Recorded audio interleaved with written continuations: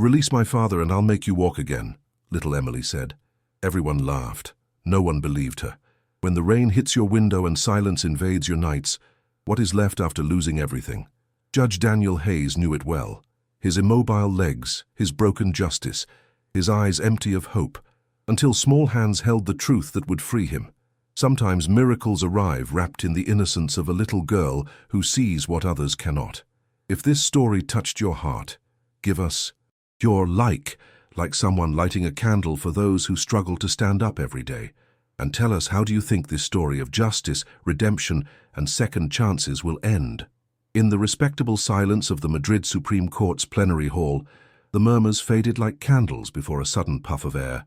Judge Daniel Hayes, his face marked by years of jurisprudence and the last 5 confined to a wheelchair, adjusted his fine-rimmed glasses on the bridge of his nose. The entire room, with its dark wood paneling and the national coat of arms presiding from above, seemed to hold its breath as the magistrate reviewed the documents before him. Arthur Miller, a common-looking man, with greying hair and hands that betrayed years of meticulous work with numbers and balances, stood next to his lawyer. His suit, though clean and well-kept, showed he was not a man of great luxuries. His eyes, however, conveyed a dignity that no accusation seemed capable of breaking. We continue with Case number 47823, Victoria Corporation versus Arthur Miller, for alleged embezzlement and accounting fraud, announced the court secretary in a monotone voice. That was when the unexpected happened. From the public gallery, where barely a dozen people were following the case with unequal interest, a girl no older than 10 stood up. Emily Miller, in her navy blue dress and 2 perfectly braided pigtails, walked down the central aisle before any usher could stop her. "Your Honor," she said in a clear voice that resonated throughout the room, "release my father and I'll make you walk." The silence that followed was dense, almost tangible. Judge Hayes narrowed his eyes, studying the small intruder. Some lawyers coughed uncomfortably, others offered condescending smiles. Prosecutor Ms. Davies, a woman in her 40s with an impeccable grey suit, arched an eyebrow with disdain. "Order in the court," the judge pronounced, without raising his voice too much. "Miss, this is a court of, justice, not a playground." Emily did not back down.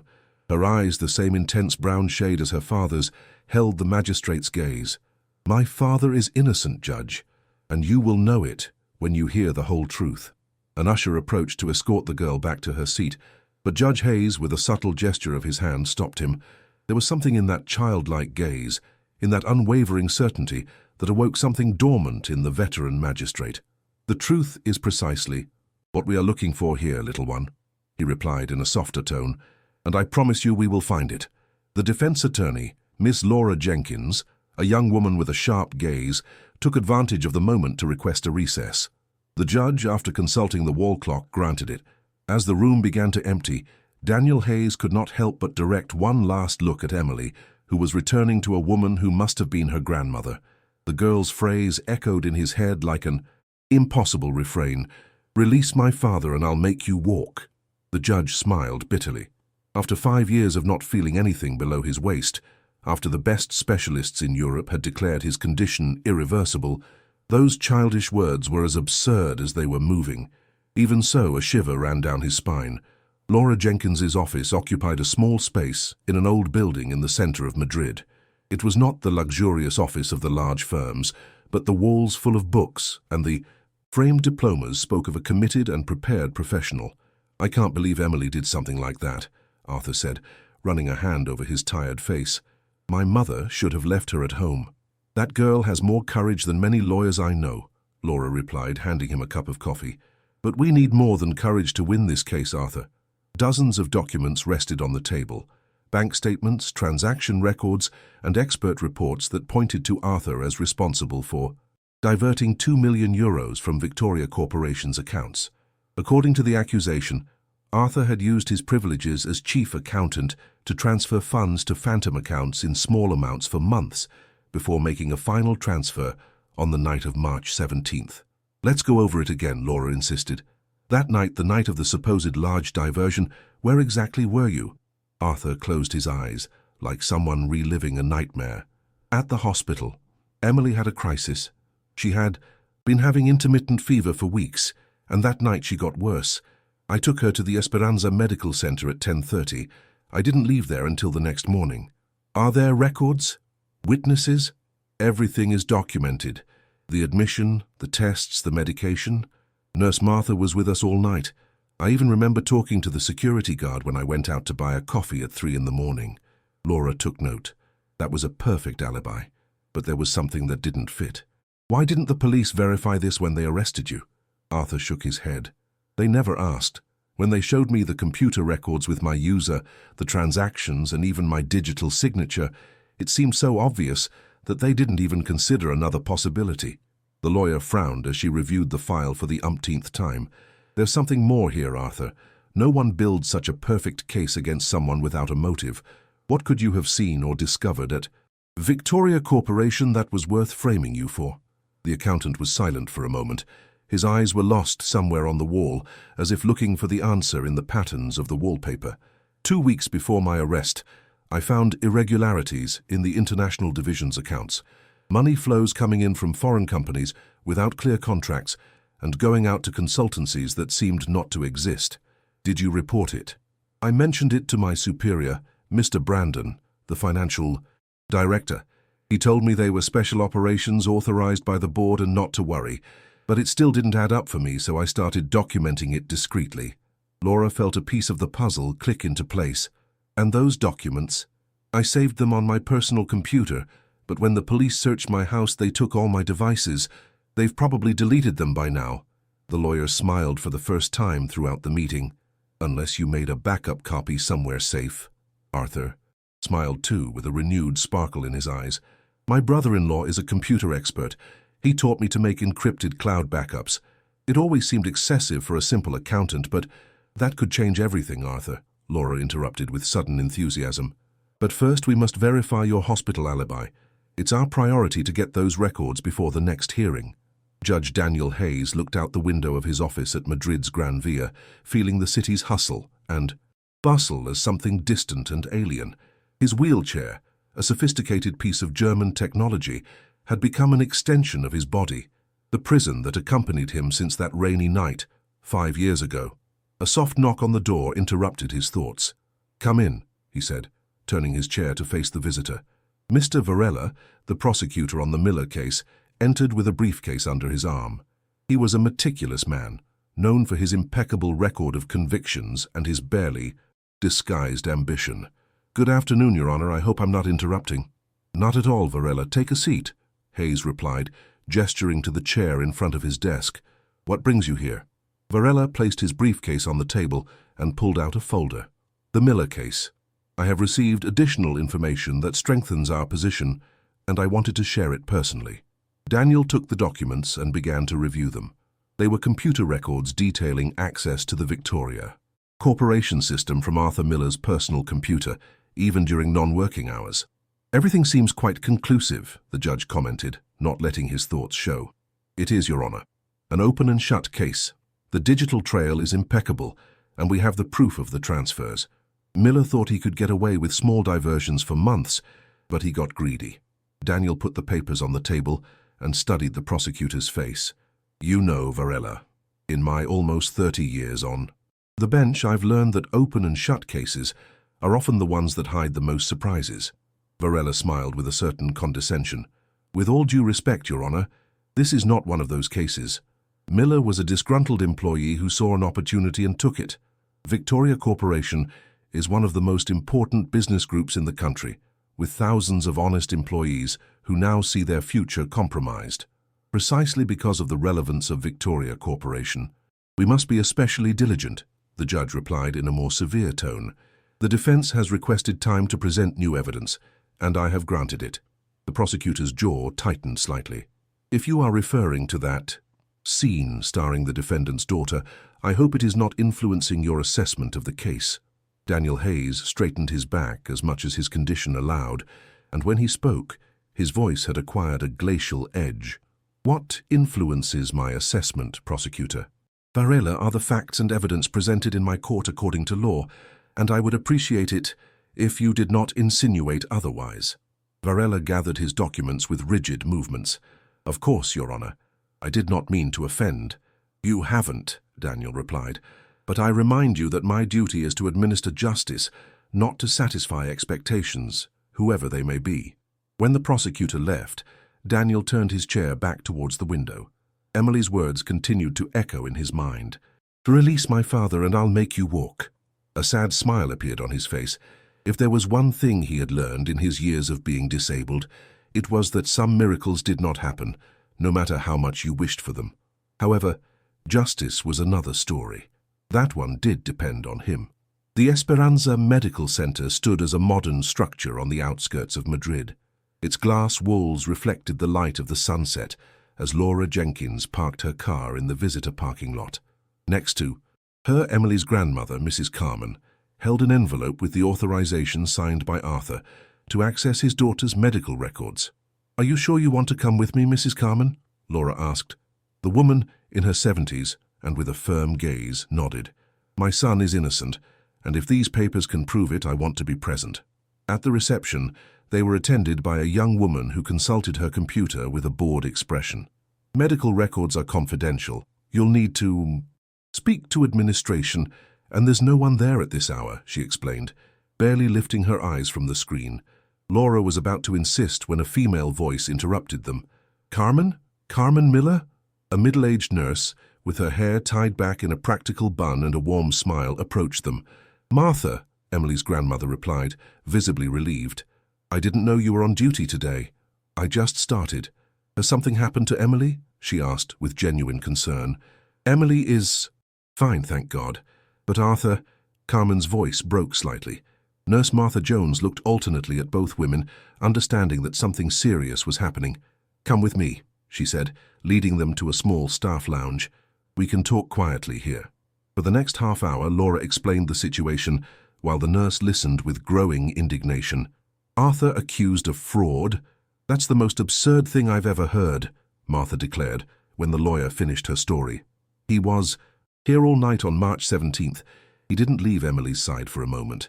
His eyes were red with fatigue, and yet he helped me calm another crying child while I administered medication. Would you be willing to testify? Laura asked. Of course, but I can also do something better. We have records of all visits. The security cameras save the recordings for 3 months, and the system registers every card access to the rooms. I can get you copies of all of that. Laura held her breath. That would be extraordinary, but wouldn't you need authorization? Martha gave a determined smile. The head of security owes me a favor, and this is for Arthur and Emily. Give me a couple of days. Upon leaving the hospital, the Madrid sky had acquired violet tones. Carmen walked with lighter steps, as if part of the burden she was carrying on her shoulders had lightened. Now I understand why Emily said what she did in court, the elderly woman commented. What do you mean? Laura asked, intrigued. That thing about making the judge walk. The night we were at the hospital, we watched a documentary about miraculous recoveries. Emily was half asleep from the medication, but when a story came on about a man who walked again after years of paralysis, she squeezed my hand and told me, miracles exist, Grandma, you just have to believe in them. The lawyer smiled. Perhaps that was exactly what they needed, a small miracle. And as she drove back to the city, she thought that maybe she had found the first one. Mr. Brandon, financial director of Victoria Corporation, enjoyed his privileged position. His office on the 30th floor of the corporate skyscraper offered panoramic views of Madrid. The furniture was Italian design, and his agenda was always full of lunches with politicians and influential businessmen, all the result of 20 years of climbing positions and, above all, knowing who to please. That morning, however, his usual confidence was disturbed by the visit of Congressman Mr. Evans, chairman of the Economic Committee and one of his main political contacts. Evans did not seem to share Brandon's predilection for cordial preliminaries. The Miller case is getting too much attention, the politician said, rejecting the glass of cognac he was offered. Hayes has granted the defense an extension. They are looking for evidence at the hospital. Brandon drummed his fingers on the mahogany desk. They won't find anything relevant. The computer records are clear. Are you sure? Evans insisted. Because if Miller has anything that links us to the network of companies in Panama, our entire arrangement could be compromised. Calm down, Evans. Miller doesn't know anything concrete. He only detected some inconsistencies, and I reassured him. He had no proof when he was arrested. And what if he has it now? We've moved more than 50 million through that system in the last year. Half the party receives commissions from those operations. Brandon stood up and walked to the window, contemplating the city like a chessboard where he controlled the moves. Commissioner Mendoza assured me they confiscated all his devices. There's nothing left. Evans snorted, unconvinced. There's another problem. The defense lawyer, that Jenkins. She's been asking questions, contacting former employees. She even visited Mr. Smith. That did worry Brandon. Mr. Smith had been legal department director before his sudden resignation the previous year. He was one of the few who knew the complete structure of the operations. What did he tell her? We don't know. But we must make sure the case ends quickly. And as we expect, too much is at stake. When Evans left, Brandon called a number he rarely used. A grave voice answered on the second tone. I need you to find something on a lawyer. Laura Jenkins. Anything that can discredit or pressure her. And I also want surveillance on the Miller family, especially the girl and the grandmother. Absolute discretion. After hanging up, Brandon felt back in control. He had navigated worse situations throughout his career. Arthur Miller would be nothing more than another footnote in his ascent, necessary collateral damage to protect the system that brought him so many benefits. What Brandon ignored was that at that precise moment, Laura Jenkins was meeting with Mr. Smith in a small cafe on the outskirts of the city, and that the former legal director had decided, after months of doubt, to hand over the USB drive he was carrying in his pocket, full of documents that revealed the entire structure of the tax fraud and money laundering they had built over the years. Judge Daniel Hayes's office had become an impromptu headquarters. Two types of files now rested on his desk, the official ones for the Miller case, and those that Laura Jenkins had just presented in a private meeting requested urgently. The court secretary, a discreet and efficient man, took notes while the defense attorney presented her findings. As you can see, Your Honor, we have three fundamental elements, Laura explained. First, the hospital records confirming that Arthur was there the entire night of the supposed fraud. Second, the security recordings showing him at various times. And third, the signed testimony of Nurse Jones. Daniel reviewed the documents with a serious expression. This establishes a solid alibi, but it doesn't explain how his digital signature appears on the transfers. For that, we have this, Laura continued, pulling out an additional folder. A forensic analysis conducted by an independent expert that shows someone with administrative access impersonated Arthur's digital identity. The records show an IP address that does not correspond to any of his devices. The judge nodded slowly. Enough to cast doubt on the formal accusation, no doubt, but I suspect there's something more. Laura hesitated for a moment before taking out the last document, a flash drive and a sworn statement. Mr. Smith, former legal director of Victoria Corporation, he has provided documentary evidence of a tax fraud and money laundering scheme involving the company's leadership, several politicians, and public officials. Arthur accidentally discovered part of this scheme, and that's why he was framed. Daniel took the flash drive, feeling its weight, as if it were much greater than it really was. Do you know what you are suggesting, Counselor? This goes far beyond your client's case. No, Your Honor, and that's why I'm here instead of presenting it directly in court. These people are powerful and will not hesitate to destroy any obstacle. Judge Hayes remained silent as he processed the information. Suddenly, a connection formed in his mind, an idea so disturbing it almost cost him his breath. My accident, he murmured, almost to himself. Laura looked at him with a questioning expression. Excuse me, Your Honor, I don't understand. Daniel cleared his throat, regaining his composure. Nothing important. I need time to review all of this and decide how to proceed. Meanwhile, have you taken precautions? These documents are pure dynamite. Backups in various locations, and Mr. Smith is in a safe place. Good. The hearing is scheduled for the day after tomorrow. Until then, maximum discretion, and Ms. Jenkins, be careful. When the lawyer left, Daniel remained motionless in front of the documents. 5 years ago, just when he was investigating a corruption case involving construction companies linked to politicians, he had suffered an accident. A drunk driver, they said. A terrible coincidence that had robbed him of his mobility. They never found the responsible party. Now, As he connected names and dates, the truth emerged like a dark iceberg from the depths of his memory. It had not been an accident, and the same names that appeared in Smith's documents were linked to that unfinished case. Daniel felt something he hadn't experienced in years, a tingling in his legs, a phantom sensation that doctors had explained as normal in patients with his type of injury.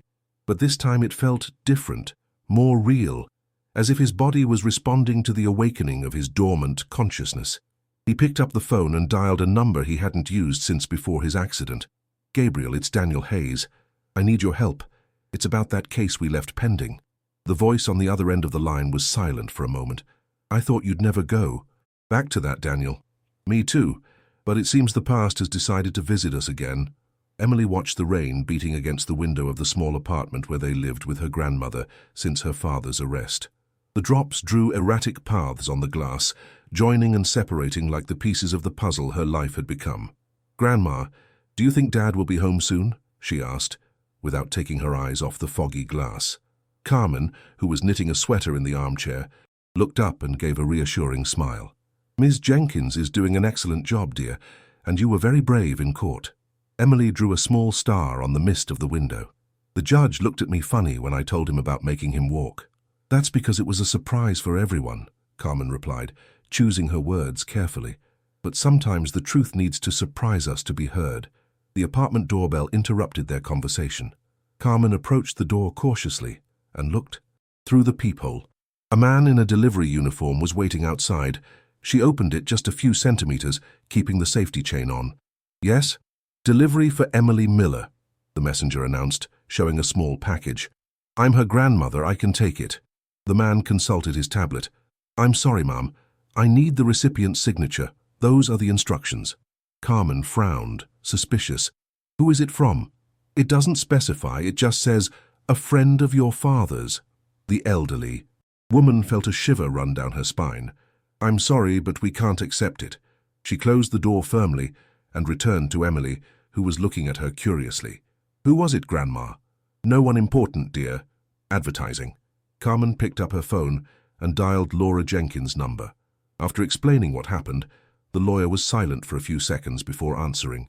"Don't open the door to anyone you don't know, and if you receive any suspicious visits or calls again, notify me." "Immediately." "Do you think they're trying to intimidate us?" "It's possible. The case has become complicated for the prosecution. Tomorrow is the hearing, and we have evidence that can change everything." Meanwhile, in his court office, Judge Daniel Hayes worked late, reviewing every detail of the case. Gabriel Montero, an old colleague who now ran a private investigation agency, had spent the last few hours with him, connecting the dots between the current case and the accident that had left Daniel in a wheelchair. "It's the same pattern, Daniel," Gabriel explained, pointing to documents on the table. "The shell companies, the politicians involved, even the method for silencing witnesses. Commissioner Mendoza appears in both investigations, always covering up evidence." Daniel nodded gravely. "And Varela, the prosecutor, do you think he's involved?" Gabriel shrugged. "I can't be sure, but he's shown an unusual interest in closing the case quickly, and his ties to Evans are known." The judge felt that strange tingling in his legs again, more intense this time, as if his body was trying to tell him something his mind didn't quite understand. "Tomorrow I'll put all of this on the table, Gabriel. If I'm right, we'll dismantle a corruption network that's been operating with impunity for years." Gabriel looked at him with concern. "Be careful, Daniel. These people will not hesitate to attack again if they feel threatened." "I know," the judge replied, with a determination he hadn't felt in a long time. "But this time I'm ready." As the storm raged over Madrid, various people prepared for the next day's hearing. Arthur, in his cell, prayed for his family. Laura, in her office, meticulously organized every document. Mr. Brandon, in his luxurious penthouse, made frantic calls, and Prosecutor Varela, in the solitude of his study, faced the most difficult decision of his career as he contemplated an envelope with documents that had arrived that afternoon at his desk, sent anonymously by someone who simply signed as a colleague with a conscience. The Supreme Court's plenary hall looked very different that morning. All the seats were occupied. Journalists from various media outlets crowded into the designated press area, and an expectant murmur ran through the room. What had begun as a seemingly routine corporate fraud case had transformed into the focus of judicial attention. Judge Daniel Hayes entered the room, pushing his wheelchair with particular firmness. His face showed the gravity the occasion required. Behind him, the court secretary carried a box of additional documents that were placed on the bench. The session, in the case of Victoria Corporation versus Arthur Miller, is resumed, the secretary announced. Arthur, sitting next to Laura Jenkins, maintained a serene expression despite the tension of the moment. In the front row of the public gallery, Carmen held Emily's hand, who kept her eyes fixed on the judge. The most surprising thing for many of those present was the absence of Prosecutor Varela.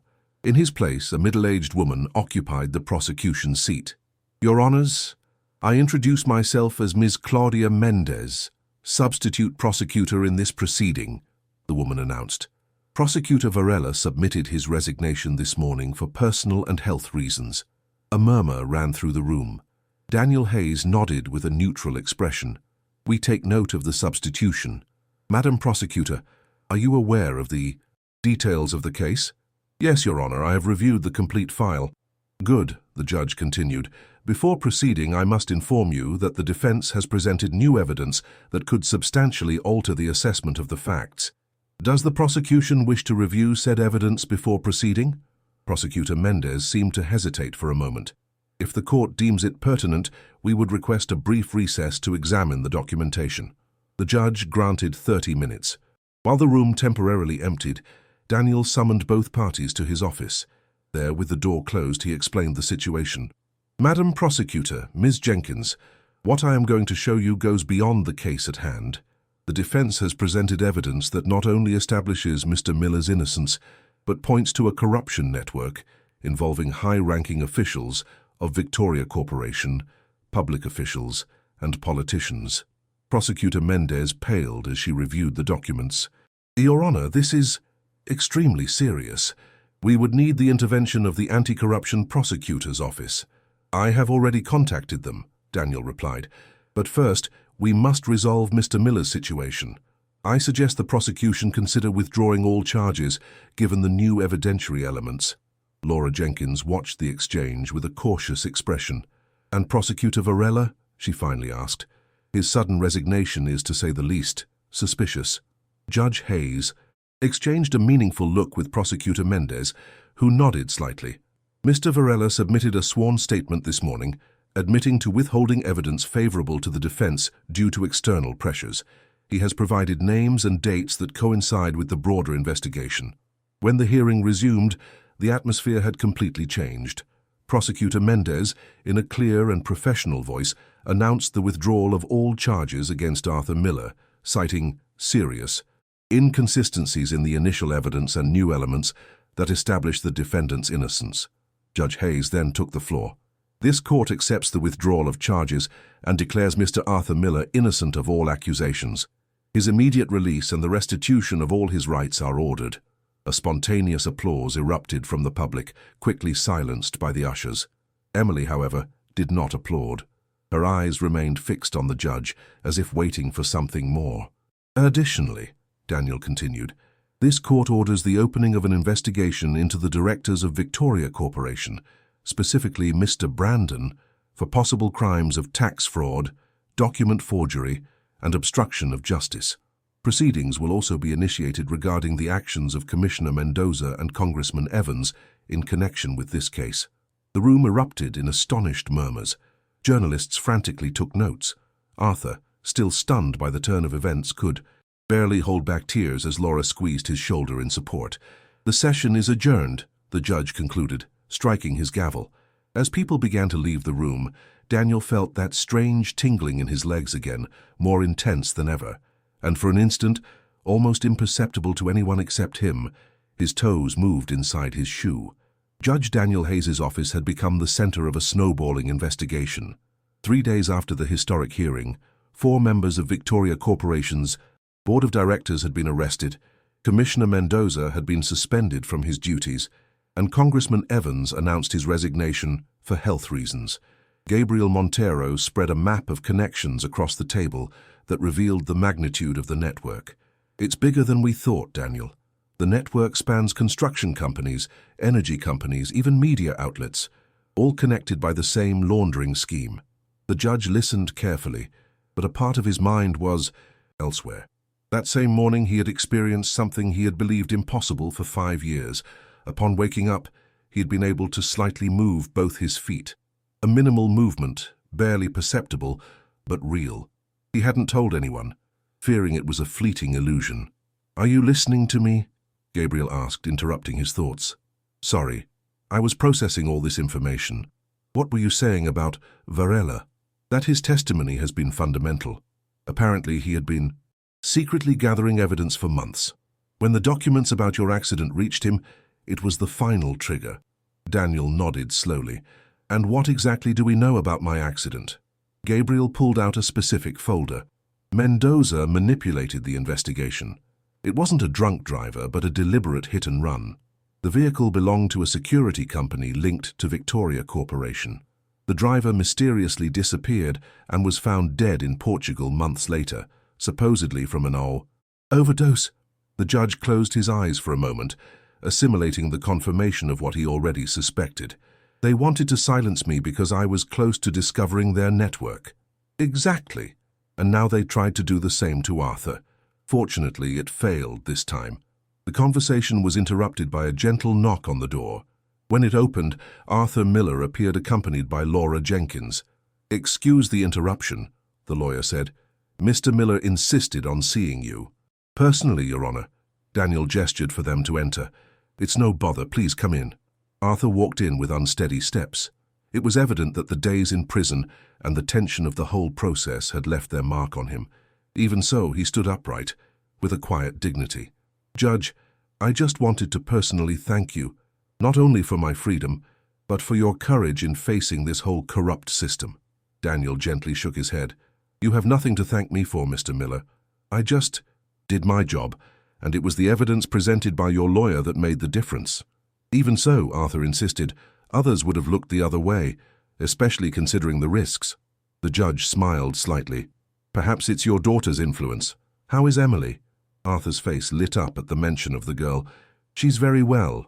In fact, she's outside, in the waiting room. She insisted on coming with me, but I wasn't sure if it would be appropriate for her to come in." "Of course she can come in," Daniel replied. "I'd love to say hello to her."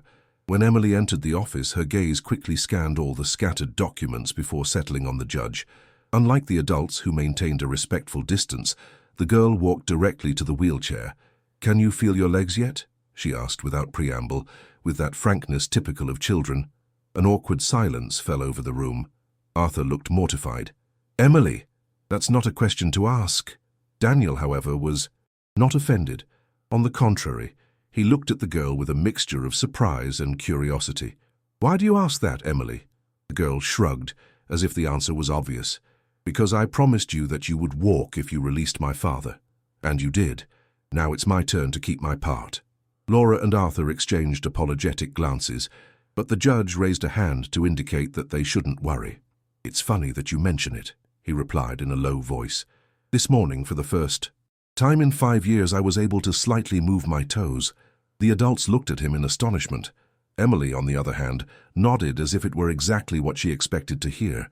"It's because the truth sets you free, Judge. My grandma always says that lies are like invisible chains that paralyze us. When you freed my father from the lies, you also freed yourself." In its apparent childish simplicity, Emily's words resonated in the room with a wisdom that left everyone silent. And Daniel. Hayes felt beyond the tingling in his legs that something deep had awakened in him. Hope. Rehabilitation was a painful, frustrating, and extraordinarily slow process. 6 weeks had passed since Daniel Hayes had first felt that movement in his feet, and he was now at the Advanced Neuro-Rehabilitation Clinic, undergoing a rigorous program that took 4 hours a day. "A little more, Judge," encouraged Teresa, his physiotherapist, as Daniel tried to flex his right knee against the resistance of an elastic band. "We are seeing progress every day." Sweat beaded on the magistrate's forehead. At 63, every small advance required a titanic effort. Doctors continued to be amazed by what they called an unusual neurological recovery. The MRIs showed activity in areas of the spinal cord that had been dormant for years. "That's enough for today," Teresa finally said. We shouldn't overload the muscles. Daniel nodded, exhausted but satisfied. He had managed to move his leg with greater range than the day before. Small victories that added up day after day. As an assistant helped him back into his wheelchair, he saw through the rehabilitation room window a familiar figure waiting in the clinic garden. Emily Miller, sitting on a bench next to her father, holding a small bouquet of daisies. Emily's visits had become a regular occurrence since the day Daniel had decided to undergo a new rehabilitation program. Arthur, initially uncomfortable with what he considered an intrusion into the judge's private life, had ended up accepting the visits when it became evident that Daniel genuinely enjoyed the girl's company. "Your admirers are waiting for you, Mr. Hayes," Teresa joked, already familiar with the routine. When Daniel reached the garden, Emily jumped up. "I brought these for you," she exclaimed, handing him the flowers. "Daisies are good for strength, my grandma told me." Daniel accepted the bouquet with a smile. "Thank you very much, Emily. I think they're working. Today I was able to move my knee almost 10 degrees more." Arthur, who was standing slightly apart to give space to this peculiar friendship, also approached. "How is everything going, Judge?" "Progressing slowly, but progressing. And you? Any news?" Arthur nodded. "Good news, actually. I've received a job offer at a foundation for financial transparency. They want me to help detect corporate fraud patterns." "Excellent," Daniel replied, genuinely pleased. "Your knowledge will be invaluable." Emily, who had been closely observing the judge's movements, suddenly intervened. "Can you try to stand up? With the bars, like the lady in the blue gown taught you?" Daniel looked at the girl, surprised by the request. Arthur looked ready to scold her for her boldness, but the judge stopped him with a gesture. "That's a good question, Emily. I've been practicing with the parallel bars, but I still need a lot of help." The girl looked at him with that disconcerting frankness that characterized "But you try every day, don't you?" Daniel nodded. "Every day, and every day I manage to hold myself up a little longer." "Then you'll do it," Emily affirmed, with absolute conviction. "My grandma says that miracles are like plants. They need time, care, and someone to believe in them." Arthur and Daniel exchanged a look of understanding. The wisdom that sometimes emerged from that girl was surprising. "Your grandma is a very wise woman," Daniel commented, "and you have inherited that wisdom." While they were talking, a man in a suit approached discreetly. It was Gabriel Montero, who now headed the special team of the Anti-Corruption Prosecutor's Office in charge of the case. "Excuse the interruption," he said, greeting everyone with a gesture. "Daniel, we have important news." The judge apologized to Emily and Arthur and moved away slightly to speak with his friend. "We have located the accounts in Liechtenstein," Gabriel reported in a low voice, "and we have Mr. Brandon's full confession. He has implicated 3 Supreme Court judges and a minister." Daniel assimilated the information with a serious expression. "What about the threats to the Miller family?" "Confirmed. We have the recordings of Mendoza's direct orders. They were planning an accident similar to yours if Arthur didn't plead guilty." The judge clenched his fists on the armrests of his chair. "Make sure they have the best possible protection until all this is over." Gabriel nodded, and after saying goodbye, left as discreetly as he had arrived.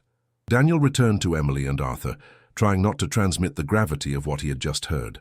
However, Emily looked at him with her insightful eyes and, as if she had read his thoughts, said, "Don't worry. The truth always wins in the end. You just have to give it time." Daniel smiled, amazed once again by the intuition of that extraordinary girl. "You are absolutely right, Emily. The truth always finds its way." The Palace of Justice was bustling with activity that late October morning. The courtroom where the trial of Mr. Brandon and his accomplices was held was full to the last seat. National and international journalists crowded the hallways, trying to get a statement from any of the protagonists of the case that had shaken the foundations of Spanish politics and finance. Daniel Hayes was not presiding over this trial, but he had been called as a key witness. His entrance into the room caused a greater commotion than usual. It was not only because of his importance in the case, but because of how he entered. Walking slowly, leaning on a cane, and with an assistant by his side, but walking on his own. After 8 months of intense rehabilitation, Daniel had achieved what many considered impossible. His steps were still uncertain, and he could not stand for long, but the simple fact of seeing him walk was considered by many to be a medical miracle. The court president, Judge Mr. Martin, a veteran respected for his Integrity began the session. The witness, Daniel Hayes, is called to testify. With careful movements, Daniel went to the stand. The special prosecutor, Mr. Richard Olmedo, began the questioning by reviewing the events that had led to the discovery of the corrupt network.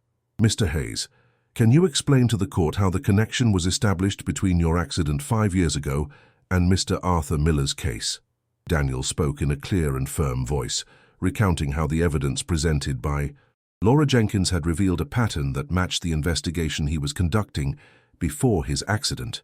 The documents provided by Mr. Smith showed that the same people who organized the false accusation against Arthur Miller had ordered my hit and run 5 years earlier, when my investigation threatened to expose their operations. Mr. Brandon's defense lawyer, a counsel known for defending powerful businessmen, intervened aggressively. Objection, Your Honor. The witness is speculating about unproven facts. Your Honor, the prosecutor replied, we are in possession of recordings of conversations between the defendant and former Commissioner Mendoza, where the accident of Judge Hayes and how to organize it to look like the work of a drunk driver are explicitly discussed. Judge Martin overruled the objection, allowing Daniel to continue. For the next 2 hours, Daniel methodically detailed how the network had operated for years, laundering money from rigged public contracts, bribes and illegal commissions. His testimony, backed by documents, bank statements, and recordings, left little room for doubt. As he spoke, he observed the defendant's expressions. Mr. Brandon maintained a facade of professional coldness, but the nervous tic in his right eye betrayed him. Congressman Evans, on the other hand, seemed to have aged 10 years since his arrest, with the lost look of someone who knows he has lost everything. At the end of his testimony, Judge Martin asked him one last question.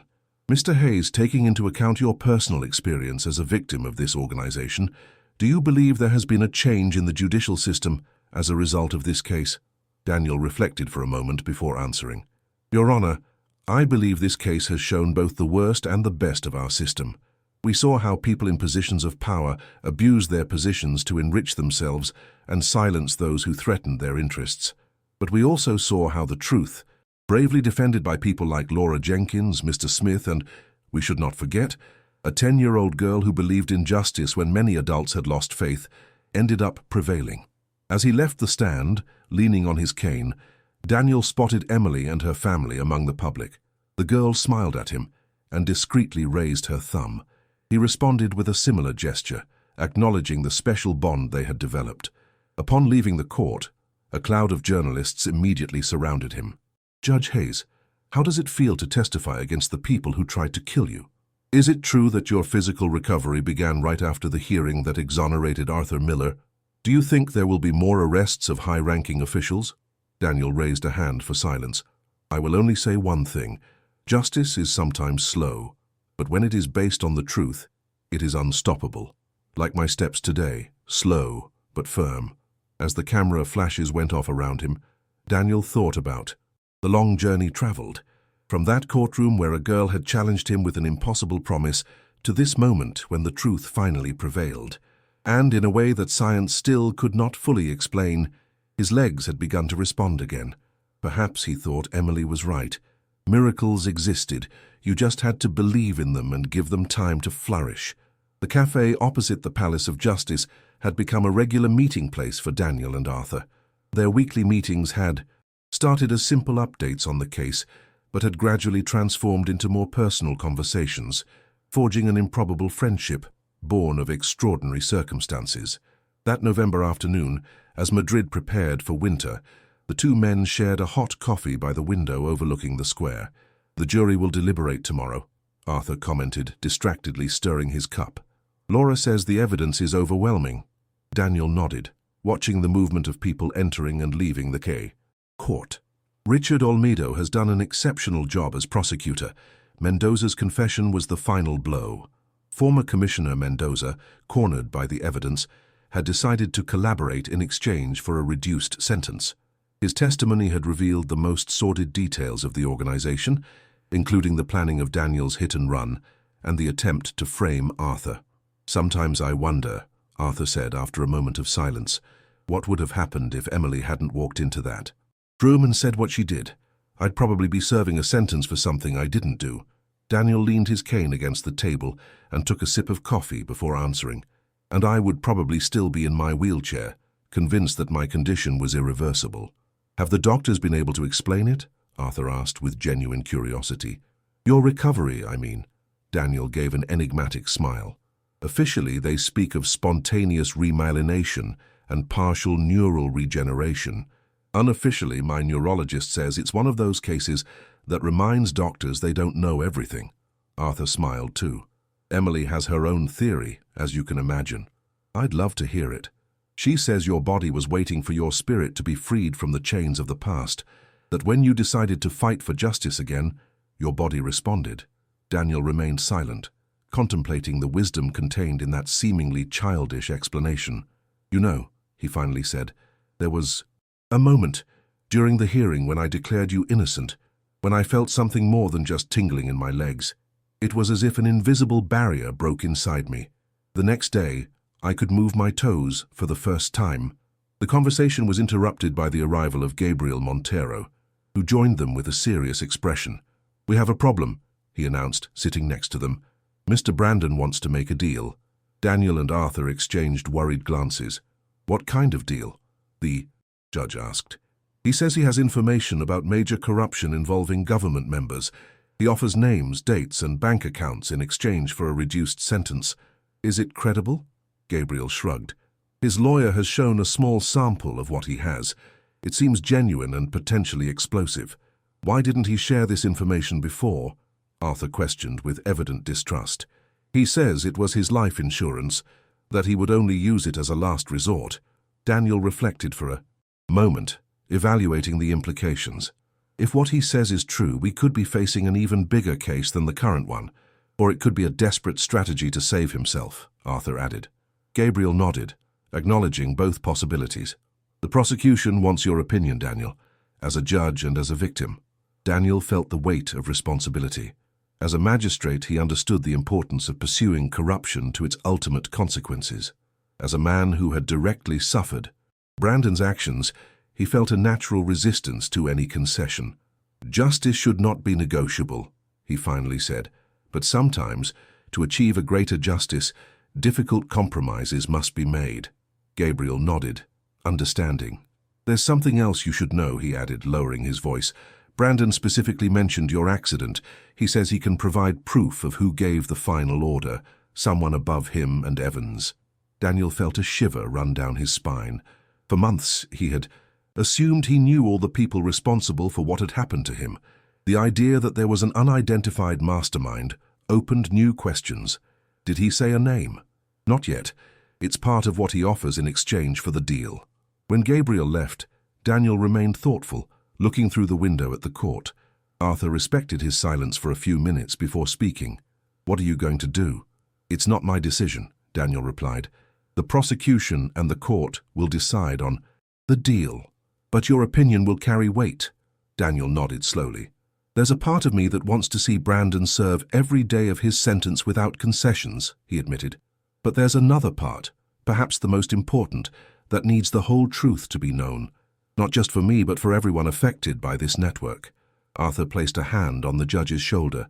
Whatever your decision, you have our support. Emily says the truth always finds its way. You just have to be brave enough to accept it when it arrives. Daniel smiled, recognizing once again the deep wisdom that seemed to flow through that extraordinary girl. Your daughter, he said, should write a philosophy book. They both laughed, finding a moment of lightness amid the complex decisions that still awaited them. Winter had arrived in Madrid with unusual intensity. The snow, rare in the Spanish capital, covered the roofs and parks with a white blanket that transformed the city.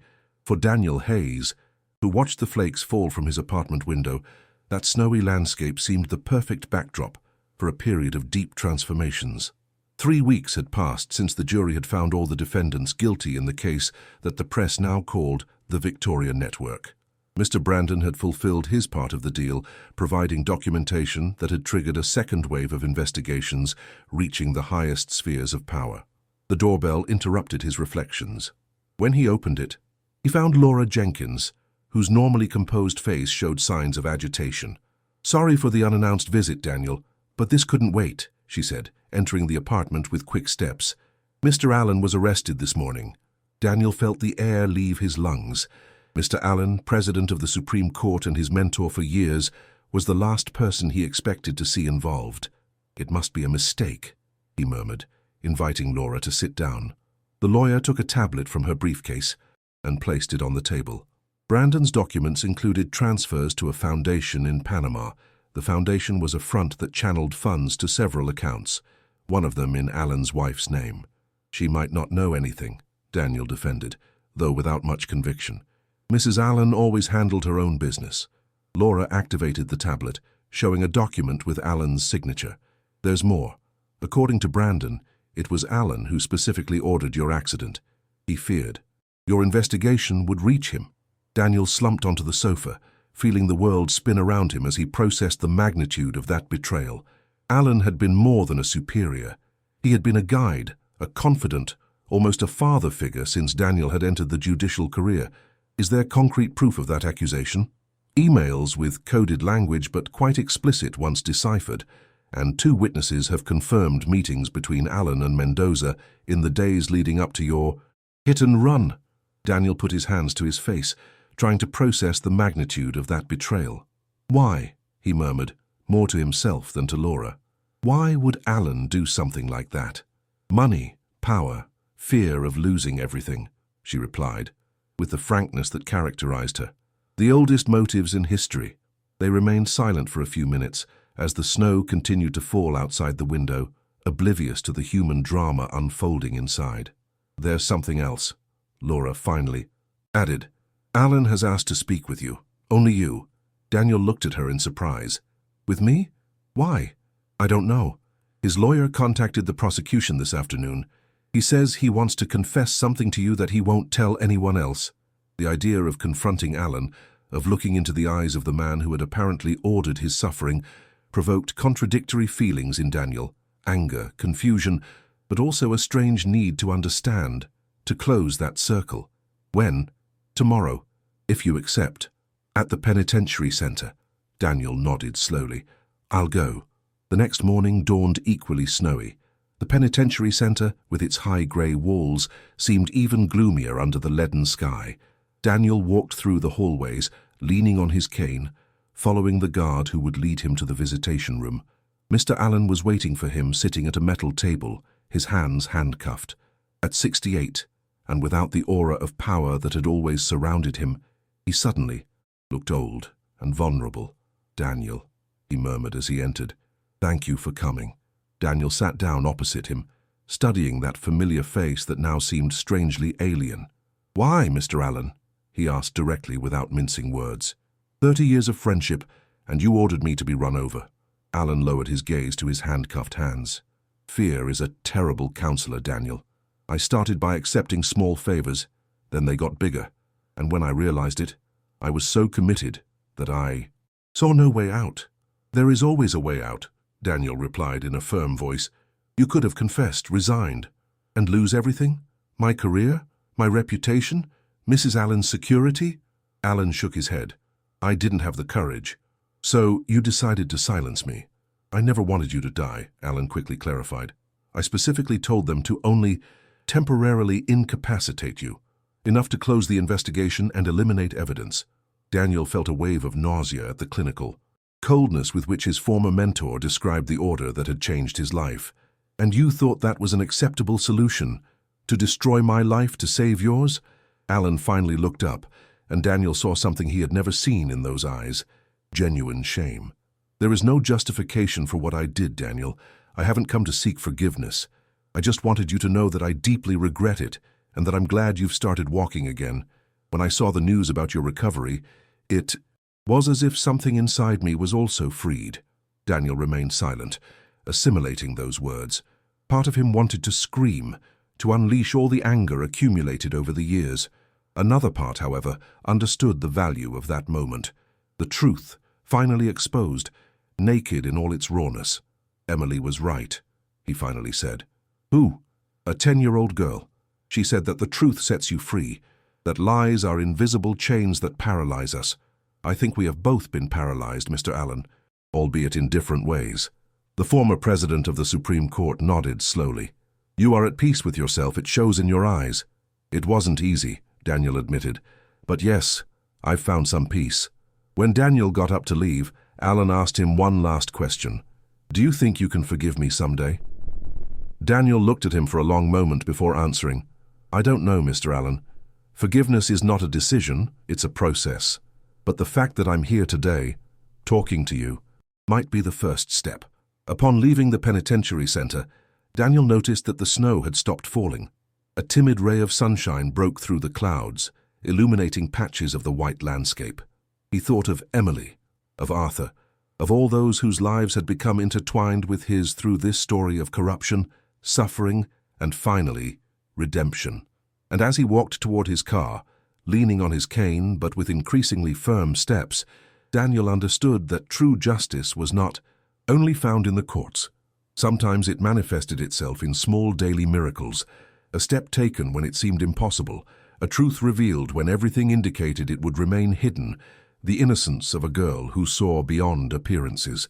Justice, like his steps, advanced slowly but without stopping. Spring arrived in Madrid with an explosion of colors and new life. In Retiro Park, the trees were blooming and families were enjoying the good weather, spreading blankets on the grass or strolling peacefully by the pond. Daniel Hayes walked along one of the main paths, using a cane more out of caution than actual necessity. His rehabilitation had progressed astonishingly in recent months. The doctors who had initially called his recovery unusual now used terms like exceptional and unprecedented in similar cases. By the lake, on a bench that had become their usual meeting spot, Arthur, Carmen, and Emily were waiting for him. The girl, now 11, was the first to see him, and ran to meet him. "You hardly use the cane," she exclaimed with evident joy. Daniel smiled. "Only for long distances. At home I barely need it anymore." They walked together to the bench, where Arthur and Carmen greeted them with warm smiles. "We have good news," Arthur announced. "The foundation I work for has received European funding for a financial education project in schools. We're going to teach children about financial ethics, transparency, and fraud detection. A new generation of watchmen," Daniel commented, pleased. "It's exactly what we need." Carmen, who had spread a small tablecloth on the bench, began to take out homemade empanadas and a bottle of lemonade. "A little picnic to celebrate," she explained, offering Daniel the first portion. "Not only Arthur's project, but also your appointment." Daniel had been proposed as the new president of the second chamber of the Supreme Court, in charge of criminal cases. After Mr. Allen's downfall and the forced renewal of several magistrates, the Spanish judicial system was undergoing a process of regeneration. "It's not official yet," Daniel noted, always prudent. "The council has to vote on it next week. It will be unanimous," Arthur affirmed with conviction. "After everything that has happened, you are the perfect symbol of renewal." Emily, who had been closely observing Daniel as he ate, intervened with that frankness that characterized her. "When I met you, you couldn't walk, and you looked sad inside. Now, you walk and your eyes shine." Daniel smiled at the observation. Over these months, he had developed a deep appreciation for the girl's sharp and unfiltered perception. "You're right, Emily. I've recovered much more than the mobility in my legs." The conversation flowed smoothly as they enjoyed the impromptu picnic. They talked about Emily's school, Arthur's new job, and how the judicial investigation continued to branch out, reaching new sectors that previously seemed untouchable. Transparency had become a citizen demand, and several anti-corruption bills were now advancing in Parliament. "You know, Emily," Daniel said, as he watched a group of children playing near the pond, "there's something I've never asked you. That first time in court, when you said, 'Release my father and I'll make you walk,' did you really believe you could keep that promise?" The girl reflected for a moment, with the seriousness of someone considering an important question. "I didn't know how, but I was sure it would happen," she finally replied. "My grandma always says that promises made with the heart find their own way to be kept." Carmen smiled proudly at hearing her granddaughter. "This little one was born with a special gift," the elderly woman commented. "She's always seen things that the rest of us can't see." "It's not a gift, Grandma," Emily corrected naturally. "I just pay attention. Adults are sometimes too busy thinking about what they can't do instead of trying what they can." Arthur and Daniel exchanged astonished glances at that simple and profound wisdom. "That is a lesson that many take a lifetime to learn," Daniel acknowledged. And some never do. The afternoon progressed with the golden light characteristic of a Madrid spring. After clearing away the picnic remnants, they decided to take a stroll around the lake. Daniel insisted on doing it without the cane, putting it in his bag while Emily walked attentively by his side, ready to offer support if necessary. "I received an interesting invitation," Daniel commented as they walked. "Complutense University wants me to teach a seminar on judicial ethics and resistance to corruption. Apparently, my case has become study material." "That's wonderful," Arthur exclaimed. "Your experience can inspire a whole generation of future judges." "I've been thinking we could participate together," Daniel continued. "Your perspective as a victim of a corrupt system would be invaluable to the students." Arthur seemed surprised by the proposal. "Me? I'm not a lawyer or legally trained. You are someone who maintained his integrity in the face of injustice," Daniel interrupted. "That is worth more than any academic degree." The conversation was interrupted by the sound of Daniel's phone. As he answered, his expression gradually turned more serious. When he hung up, the others looked at him expectantly. "It was Gabriel," he informed them. "The council's vote has been moved up. It will be tomorrow." "Is that bad?" Carmen asked, worried by the change in his expression. "Not necessarily," Daniel replied, "but Gabriel warned me that there is some resistance. Some council members consider that my case has received too much media attention and that my appointment could be interpreted as a political decision rather than one based on merit." "That's absurd," Arthur protested. "No one deserves that position more than you." Daniel made a soothing gesture with his hand. "The judicial system must remain independent, even from the stories that move us. I understand their reservations." They stopped next to an old oak tree whose branches extended over the water. Emily, who had been unusually silent, finally spoke. "What will happen if they don't choose you?" Daniel crouched slightly to be at eye level with her. "Life will go on, Emily. I will still be a judge. I will still work for justice. Sometimes the path we imagine is not the one we must take." The girl nodded, assimilating that lesson about acceptance. "Like when you thought you would never walk again," she observed, "and now you're here standing without a cane." Daniel smiled, surprised once again by Emily's ability to extract the essence of situations. "Exactly. Life has its own plans, often better than ours."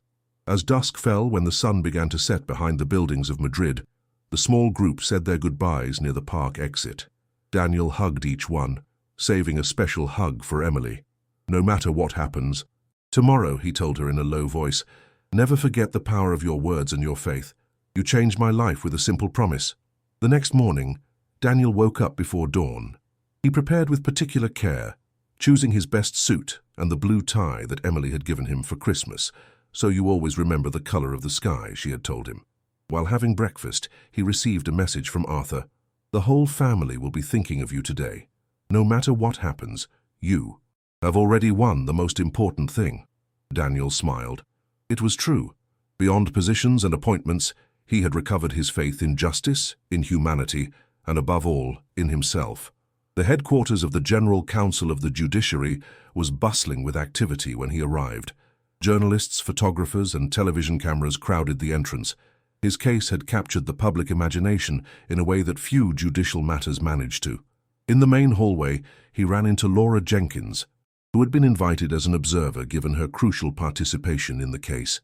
"You look good," the lawyer told him, noticing he wasn't carrying a cane. "Nervous?" Daniel shook his head. "At peace.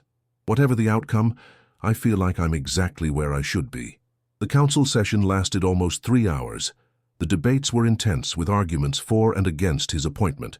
When the vote finally took place, Daniel kept his eyes closed, focused on his breathing. The president of the council announced the result: 10 votes in favor, 9 against. Daniel Hayes was the new president of the second chamber of the Supreme Court. The news spread quickly. His phone began to vibrate with congratulatory messages. Among them, he found one from Arthur with an attached photo, Emily holding a handmade sign that read, "Justice always finds its way." That afternoon, while the media analyzed the implications of his appointment, Daniel decided to take a solitary walk through the streets of Madrid. Without a fixed destination, his steps eventually led him to Puerta del Sol. There, among the anonymous crowd, he stopped to contemplate the hustle and bustle of daily life. Tourists taking photos, hurried Madrid residents, street musicians, couples holding hands. A diverse, complex, imperfect world, but also beautiful and full of possibilities. A world that deserved fair, transparent, and human institutions. A world worth continuing to fight for. His phone rang again. It was Gabriel, inviting him to a small celebration with close friends. Daniel accepted and headed toward the agreed-upon location, a small restaurant near Plaza Mayor.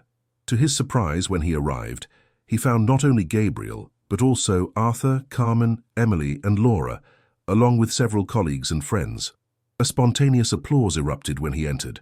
Amidst hugs and congratulations, Daniel looked for Emily. He found her in a corner, watching him with that mix of wisdom and childlike curiosity that had so impacted him from the very beginning. He approached her and sat down beside her. "You were right, Emily. All this time you were right." The girl tilted her head, questioning. "About what?"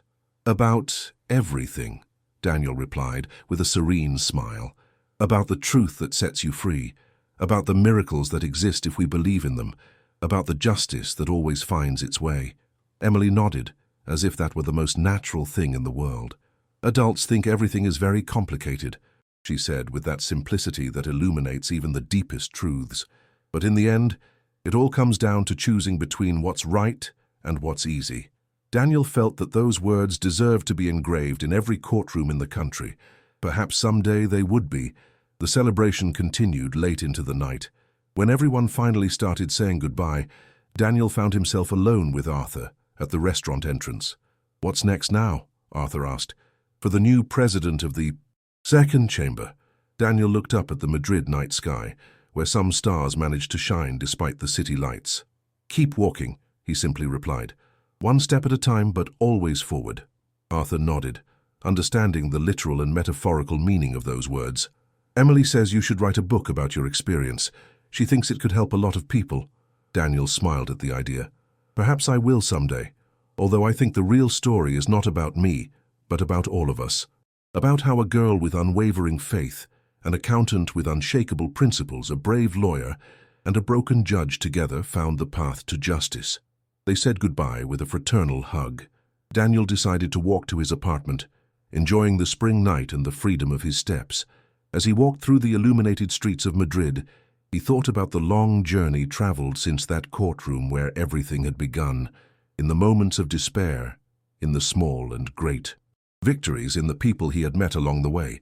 And he understood, with a clarity that only comes after going through great trials, that true justice resided not only in laws and courts, but in the human will to defend the truth, in the ability to forgive without forgetting, and in the courage to keep moving forward even when everything seemed impossible. Upon reaching his building, before entering, he looked up at the sky one last time and murmured the words that would become his personal and professional motto for the years to come.